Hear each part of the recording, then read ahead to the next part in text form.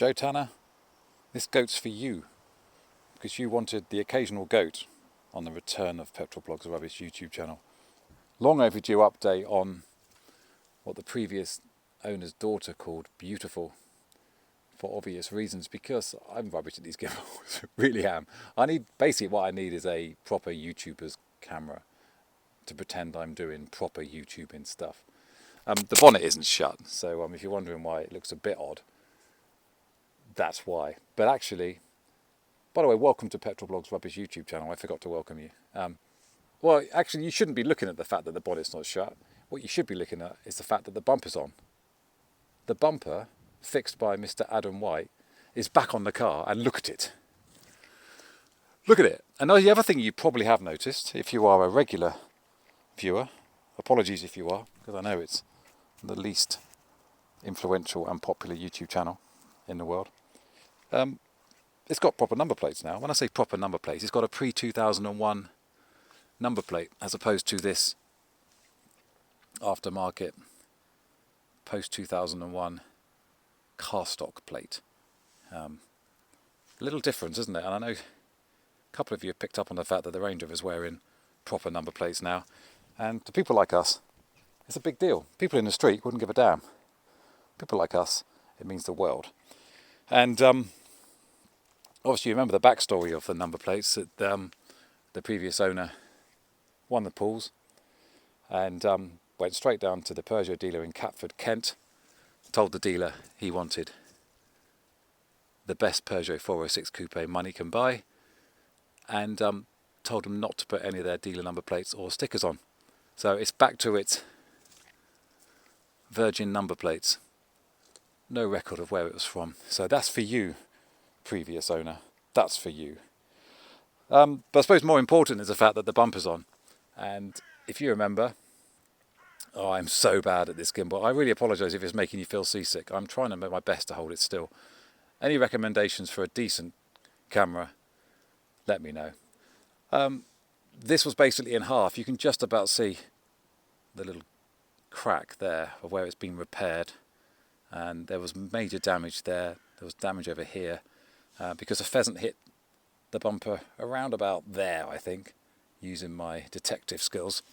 And it cracked the bumper in half, nearly. It wasn't quite in half because it was still held on here. Significant damage there, cracks, and I think there was previous damage as well. So it wasn't in the best of health. And as you know, these bumpers are now obsolete, and good ones go for a pretty penny. And Adam White, in his wisdom, probably regretted it straight away, said, I reckon I can fix that. Not only has he fixed it, he's made it remarkably good.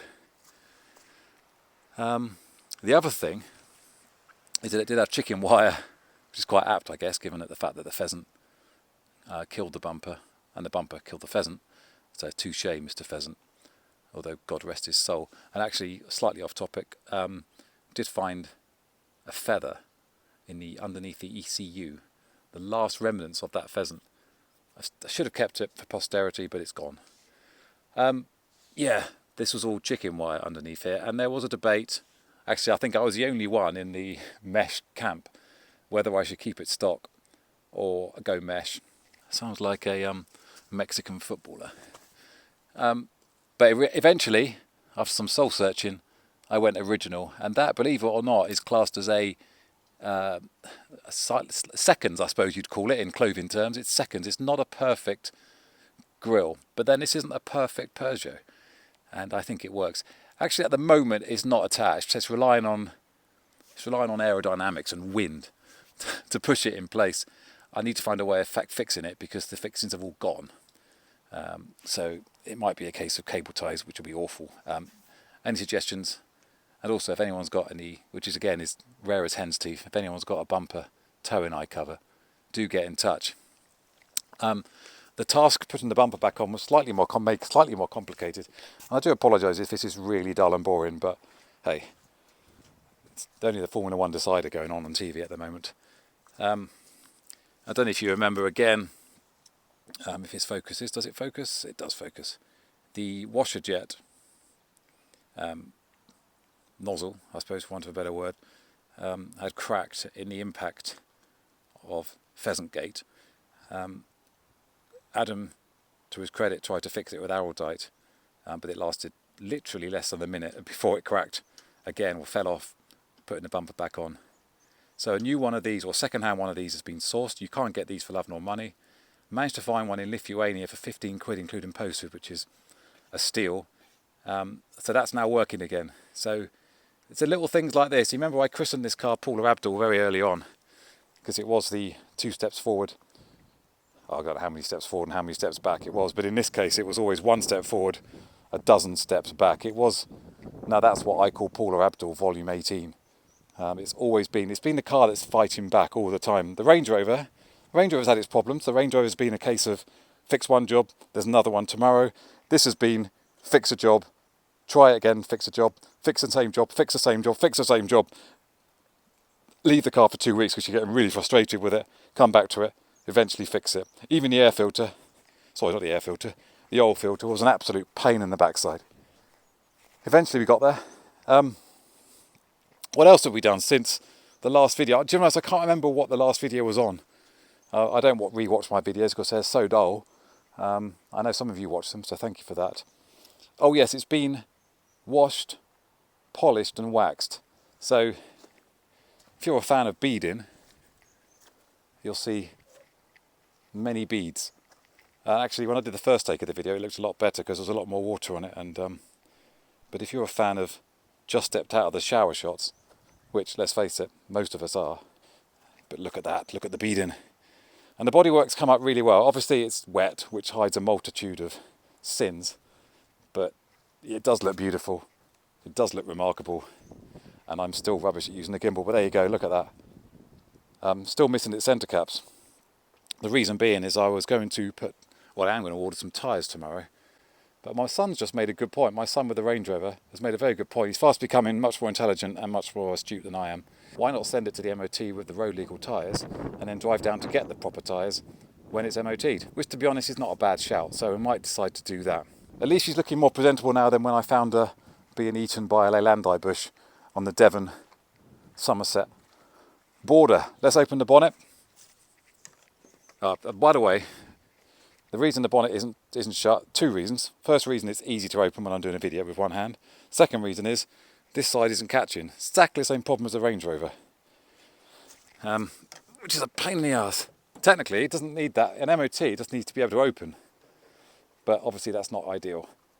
So I have to sort that. That's another little job to add to the Paula Abdul list of problems.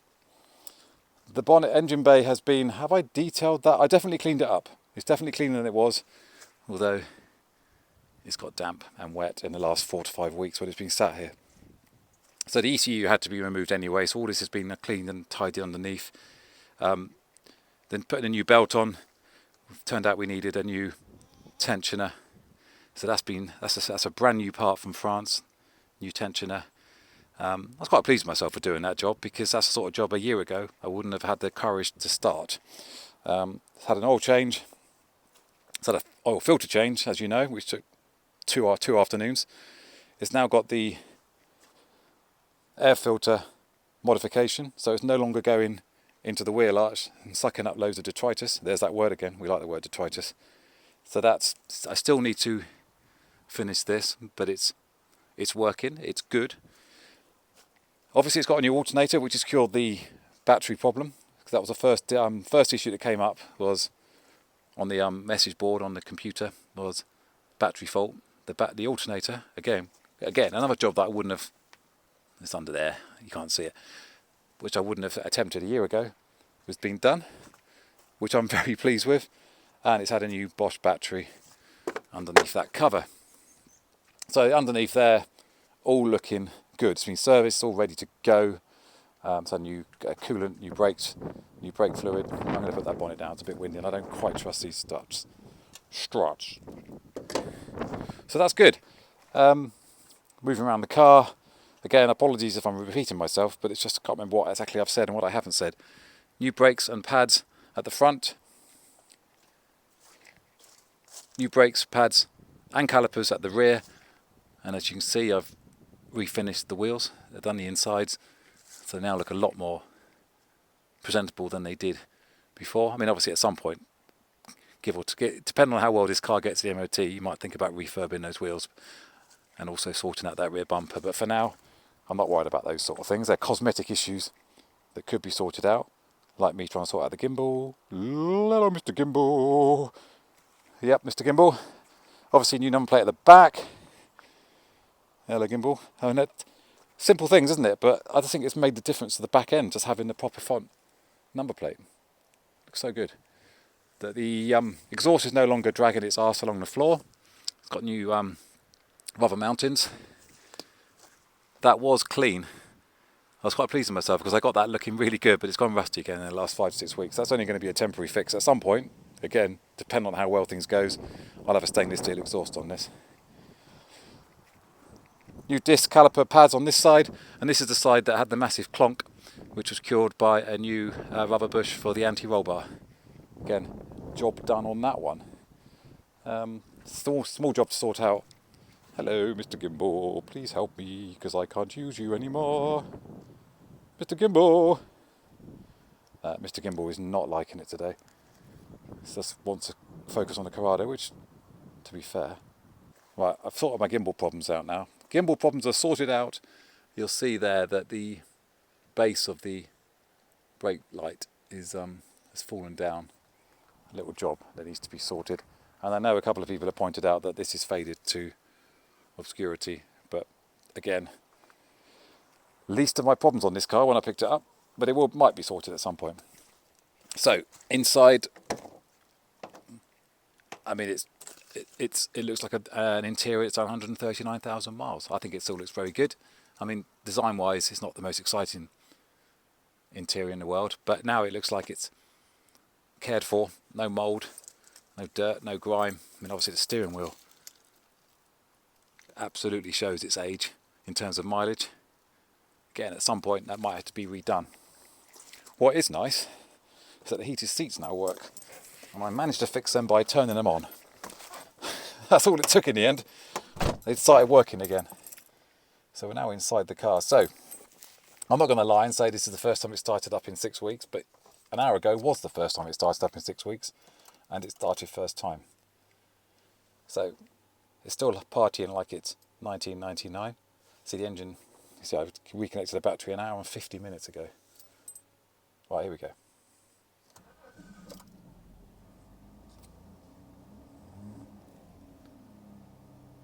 And it wasn't doing, you couldn't start it 6 months ago, maybe a year ago, you couldn't start it. And now it's running. It's running. I'm going to put the heated seat on because I can. You can see that the light comes on now. Never used to do that. Tells me my door is open because it's very, very, very knowledgeable. So 139,448 miles on the clock. Will it get to 140,000 miles with me at the helm? Do you know what? I think I'm probably downplaying how pleased I am to have this car working again. The fact that it's running, the fact that it's showing touchwood, reaching over to the fence post of happiness, it's showing no faults, it's running well, it's ticking over beautifully, it's not overheating. I'm just genuinely quite chuffed with myself and my son and Adam White, because it's been a team effort, this one. That's annoying though, because I put new fog light bulbs in and they were both working until I put the bumper back on, and now that one stopped working. Believe it or not, they are yellow tinted bulbs, but you wouldn't know it. It's hard to tell. I made the decision not to do yellow lenses because I think it would have ruined the effect. It's such a clean, beautiful front of the car. It's just kind of white and silver, isn't it? There's not much to it other than that, so I'm happy with that. I think it sounds remarkable.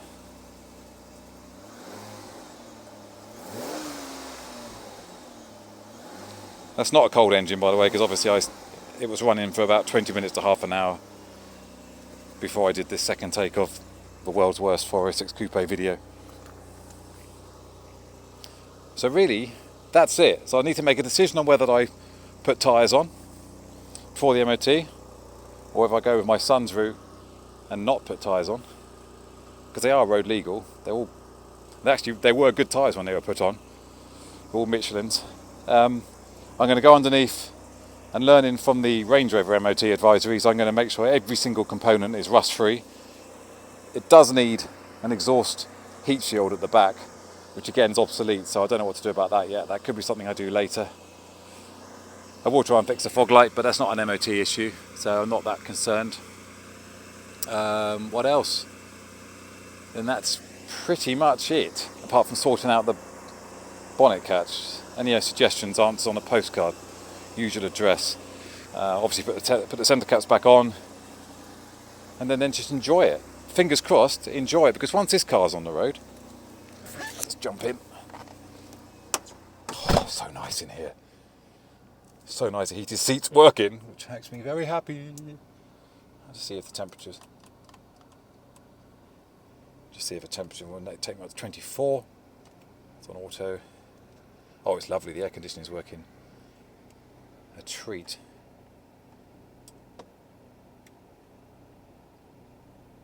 What's the radio? What's the first song that comes on?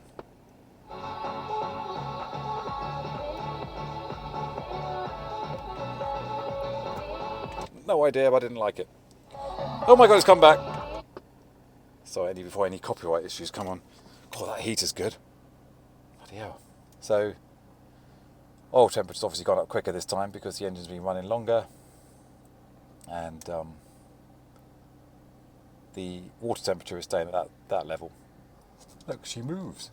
She bangs. She bangs as... Who was it that sang that? No idea. But there you go. She moves. She moves. I'm really pleased. And I'm not really showing it. I think I'm so excited, but I am hiding it. And I don't know why, because I am... It's unlike me, because I'm feeling quite good about the channel and the fleet at the moment. I think the Range Rover being on the road is...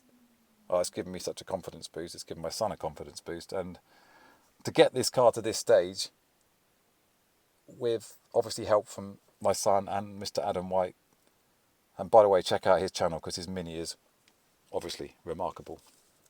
I think to get this car to this stage is a fantastic achievement actually for someone with no experience and doesn't claim to be anything other than an amateur. I'm feeling quite smug about it. Not smug, that's not the right word, but pleased I guess. Because once this car's on the road, there will be a change in format for the channel. It's not going to be focus on one car. It's going to be all the cars on the road at the same time, or at least working on the cars at the same time every weekend. So it'll be work on the Zara, there'll be work on the two Safrans, there'll be work on the Corrado, the ZX, the Clio. It's a good thing. 2022 should be a good thing for this channel. So many thanks to everyone who supported it over this year. There'll be more videos before the end of this year. I'm not going to say Happy Christmas or Happy New Year at this stage because there will be more channels, there will be more videos. And I am waffling now. And to be honest, most of you aren't there anyway. You're watching Formula 1. Anyway, that's it. Peugeot is nearly there. Fingers crossed, touch wood. There's no wood in this car, so I'm going to touch Pininfarina strip. There we go. That's it. I'm not going to waffle on any longer. This is 20 minutes, which is embarrassing. Still got my Puma key, by the way. I'm definitely waffling now. Thank you for watching, and stay safe.